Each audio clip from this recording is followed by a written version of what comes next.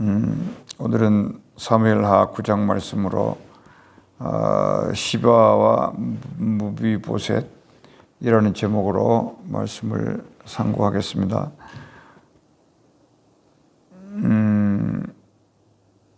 여기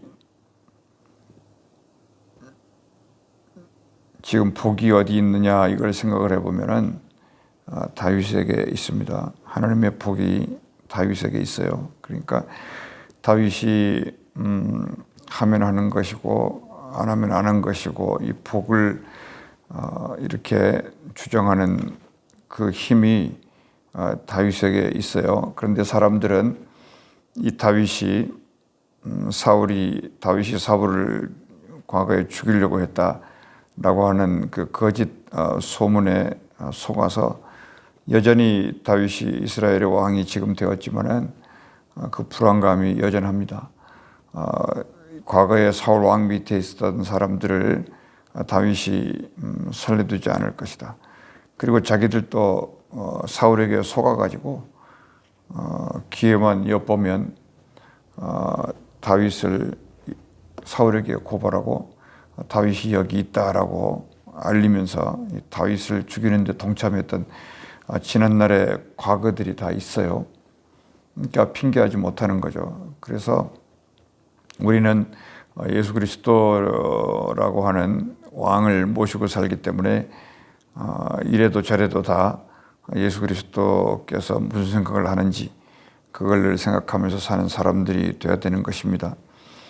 오늘 그 시바라고 하는 그 여종하고 무비보셋이 이제 때가 되어서 그 모든 염려와 걱정과 불안을 해소를 받고 다윗에게 이제 그 부름받은 그런 장면인데 1절 말씀에 다윗이 이르되 사울의 집에 아직도 남은 사람이 있느냐 이랬습니다.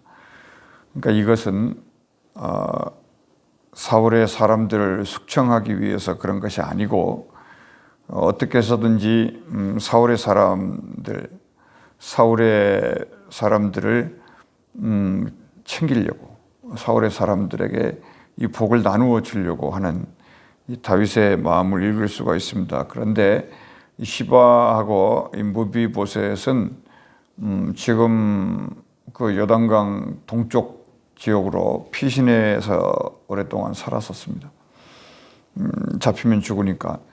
그런데 사실은 그게 아니었어요. 잡히면 죽은 게 아니고 거짓이 그렇게 만들어 놨는데 이제 거짓을 벗겨내면 이들이 이제 다시 이제 복을 받기 시작하게 된다는 것인데 그래서 다윗은 그 적들은 물리치지만은 이스라엘이라고 하는 그 족보에 올라온 이름들은 그 누구도 처벌하지 않는다. 왜냐하면 하나님의 율법이 살인하지 않아야 되는 것이기 때문에 이스라엘에 할례받은 사람들, 만군의 여호와 이스라엘 하나님의 백성들은 정말로 뭐 쩔룩버레가 됐든 뭐 문둥병자가 됐든 정말 이 세상에서 어떤 취급을 받았든 간에 이제 다윗이 왕위에 오른 이상 그 모든 사람들은 외모를 보고 판단하는 것이 아니라 그냥 피가 이스라엘의 자녀면 이스라엘의 자녀다. 이 대원칙을 가지고 이스라엘을 보기 때문에 그 누구도 숙청 대상자가 될 수도 없고 그 모든 사람이 이제 다윗의 평화 아래서 행복을 누려야 되는 권리가 있다. 이제 이와 같은 그 마음이 늘 충만하게 있었어요. 이런 사람들을 뭐라 그럽니까? 이 복을 받은 자다. 또 다른 말로 하면은 하나님의 복이 어디 있냐를 찾지 말라는 거예요. 하나님의 복이 지금 누구의 입에 있습니까? 다윗의 입에 있고 다윗의 마음이 있어요. 그러니까 주 예수 그리스도를 시인하는 거죠. 믿음은 들음에서 나고 들음은 하나님의 입에서 나오는 말씀으로 말미암는다 그러잖아요. 그 그림자가 다윗에게 있었다 그 말입니다. 다윗의 입에서 나오는 하나님의 축복, 하나님의 은총, 하나님의 베푸심, 하나님의 말씀에 있음을 오늘 9장이 보여주는 것이에요. 시바는 하루하루를 살면서도 15명이나 되는 아들을 지금 여기 기록해 보니까 시바는 아들이 15명이라 이랬잖아요. 그리고 종이 20명이라. 그러니까 말이 종이지 굉장히 높은 지위에 있는 왕의 자녀들을 관리하고 그런 그 자리에 있기 때문에 이 여자는 가장 먼저 이 처형 대상이 되어야 될 사람이잖아요. 왜냐하면 그 아들들이 어느 한쪽에서 계속 스멀스멀 자라고 있으면은 커가지고 세력을 만들어서 다윗을 쿠데타를 일으킬 거 아니에요. 찾아내가지고 죽여야 되는데 그런 분위기 아래에서 지금 다윗은 묻습니다.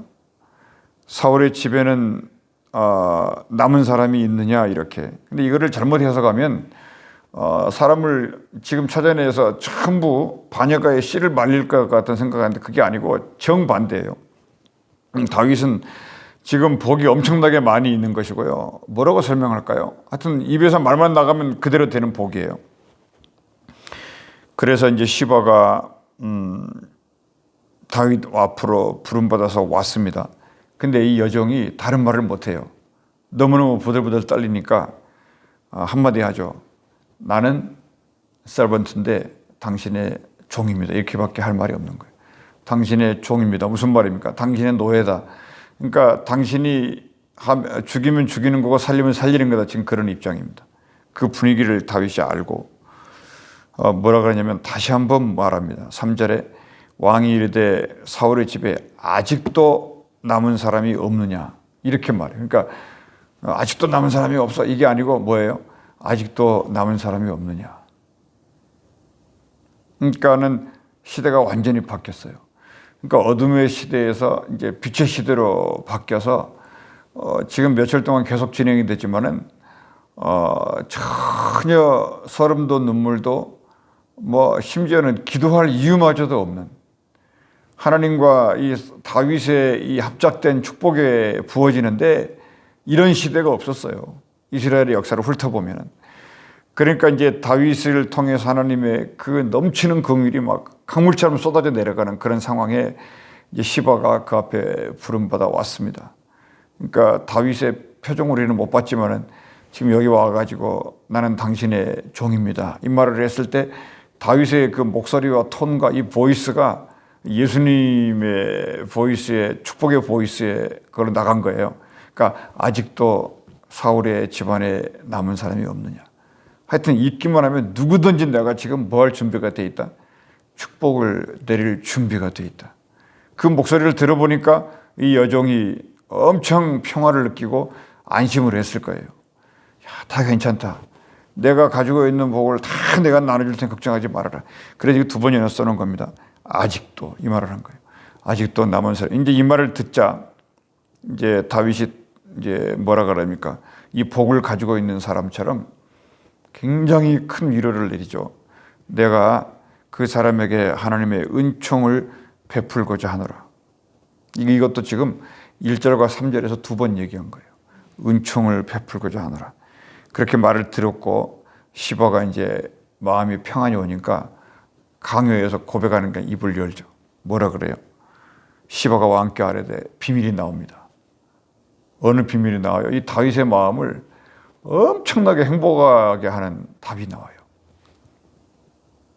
살아있느냐? 무슨 얘기입니까? 요나단의 아들 하나가 있는데 이 다윗은 이 요나단이라는 이름만 들어도 자기의 모든 심장을 빼서 주고 싶은 마음이에요.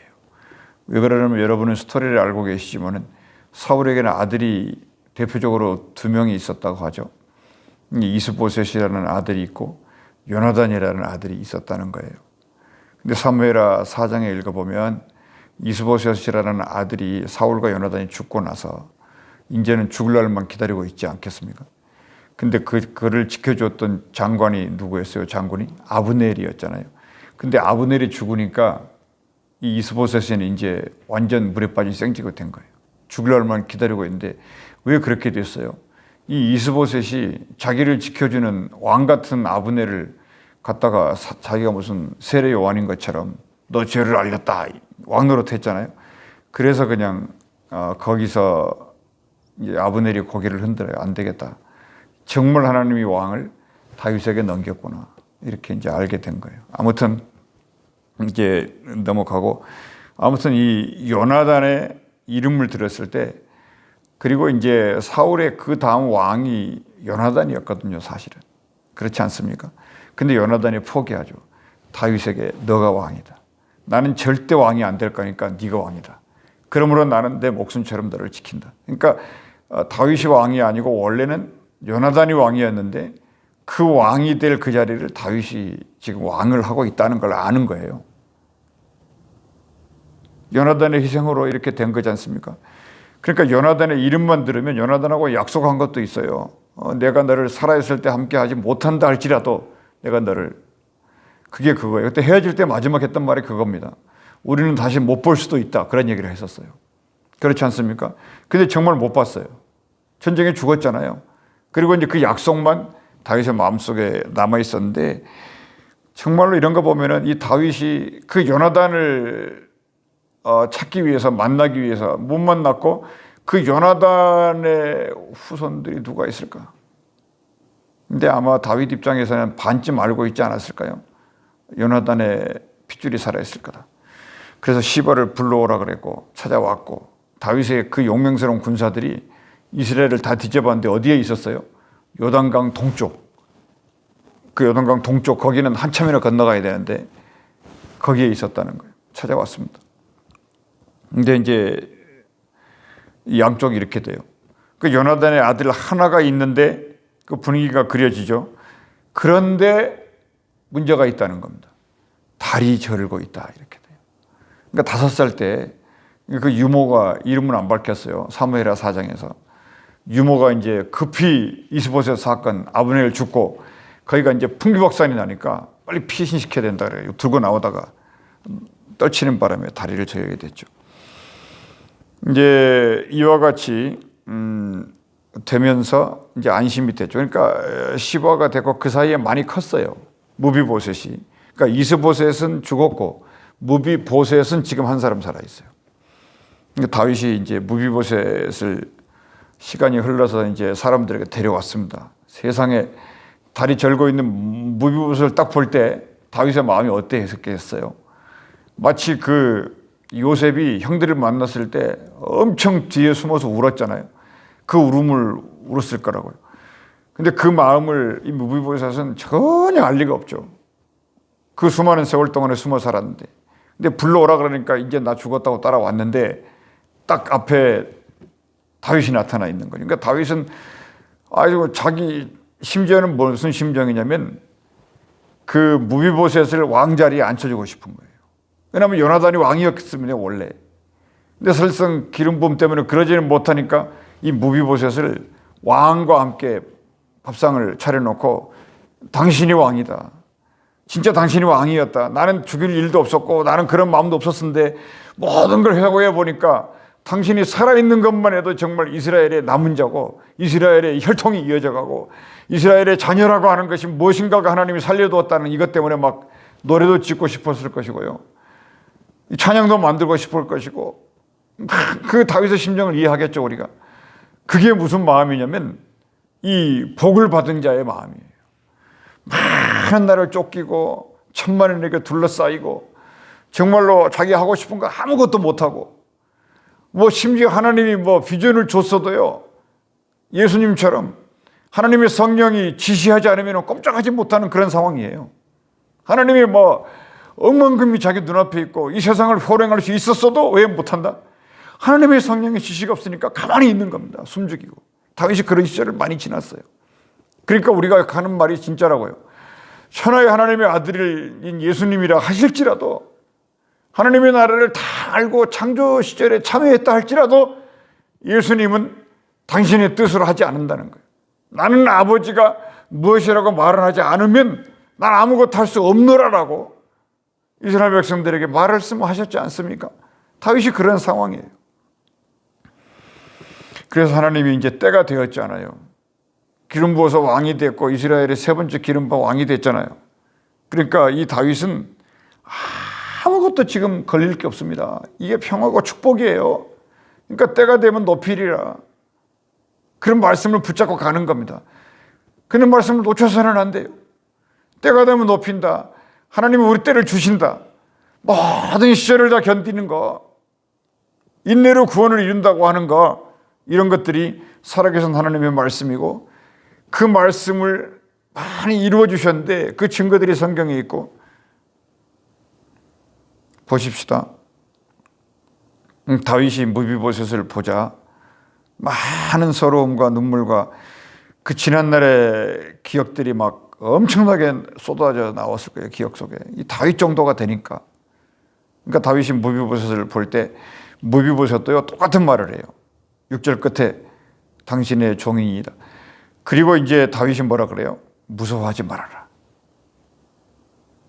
여러분, 이게 저는 그렇게 표현을 못하는데 이 다윗의 목소리를 들어본 적이 없잖아요, 우리가. 근데 한번 생각을 해봐요. 무서워하지 말아라. 어떻게 말할까요? 무서워하지 말아라. 이 목소리의 보이스가요, 이게 하나님 말씀인데 예수님의 이 보이스를 우리는 녹음기가 없어서 들어본 적이 없지 않습니까? 그러니까 예수님의 이 보이스, 그러니까 하나님의 사랑의 보이스, 그런 보이스를 우리는 평생에 들어본 적이 없거든요. 근데 이거 상상해 보면 이 다윗의 목소리가 지금 무서워하지 말아라. 하여튼 들리지도 않게 말해서 무서워하지 말아라. 이게 아니야. 무서워하지 말아라. 뭐라 그러냐? 그 다음에 반드시 네 아버지 요나단으로 말미암아 너에게 은총을 베풀리라. 그리고 심지어는 어디까지 나가냐면 너 할아버지가 사울 아니냐? 할아버지 사울의 모든 밭을 이제 땅에 복을 주죠. 다 내게 준다. 엄청났을 거 아니에요. 뭐 수백 수천의 에이크가 될 건데 다 주겠다. 네가 왕이었다 사실은. 나는 하늘의 왕, 하늘의 뜻을 갖고 있다. 항상 내 상에서 떡을 먹을지니라. 쭉 나가죠. 그러니까 무비보셋이 이건 뭐 자다가 이거 뭔 일인가 이거. 자기는 상상도 못했어요. 죽을 날만 기다리고 있는데 이 구원이란 게 이런 겁니다. 우리는 이미 죽었는데 예수 그리스도의 피가 어느 날 내게 들려와서 예수를 믿고 구원을 얻은 거예요. 근데 이 엄청난 거를 어떻게 할 거냐고요. 그래서 무비보셋은 예배를 드리죠. 절을 하면서 9절에 이 종이 무엇이기에 할 말이 우리 이걸 준비하는 거예요. 만약에 하나님 우리에게 복을 감당할 수 없는 복을 부을 때 죽을 수밖에 없는 죄인입니다. 이 종이 무엇이기에 하나님께서 죽은 개 같은 나를, 개도 개인데 죽었어요. 이런 말이 그냥 하나님 앞에 회개하면서 거짓말로 나는 죽은 개 같은 거 이런 게 아니었다는 거죠. 너무 복을 받으니까 감당이 안 돼. 이게 수로보내게 여인 같은 거죠. 밥상에 떨어진 부스러기라도 이게 누구의 말인가요? 수로보내게 말이 아니죠. 하나님의 보이스죠. 이런 게 믿음이에요. 그러니까 믿음이라고 하는 것이 뭐 나로부터 나왔다는데 거짓말이에요. 그러니까 이런 걸 생각해 보면 믿음은 하나님이 주신 거라고요. 그 믿음이 하나님의 보이스를 통해 이게 4분의 4박자인지 무슨 소프라노인지 모르겠는데 뭐 천상의 소리라는 목소리라는 말이 있죠. 그런 소리로 싹 이렇게 나가니까 그냥 하나님하고 같은 목소리가 된 거죠. 그러니까 그래 예수님이 한마디 하는 거예요. 내 믿음이 너를 고쳤다. 안 고쳐진 건 이거 안 되는 거예요. 그러니까. 그러면 하나님 예수님이 거짓말이 되고 그럴 리도 없겠지만 그래서 이제 위로가 이런 것이고 축복을 받은 사람들의 목소리가 이런 거예요.